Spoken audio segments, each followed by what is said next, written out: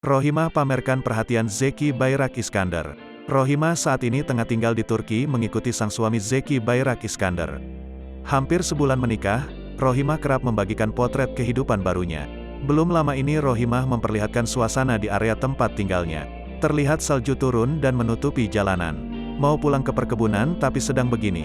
Jalan ketutup sama si Intersonata, film Korea kelesdah ah, tulis Rohimah seperti dikutip tribunstyle.com dari Instagram, Sabtu tanggal 19 Maret tahun 2022. Tak berapa lama setelah mengunggah video tersebut, Rohimah memperlihatkan kemalangan yang dialaminya.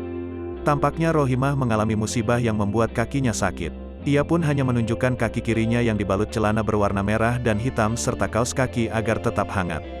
Dalam keterangan foto, Rohimah memamerkan betapa perhatian dan khawatirnya sang suami. Ia menyebut Zeki kuku mengajaknya berobat ke dokter ortopedi. Bahkan, Zeki sudah membuat janji dengan dokter tersebut.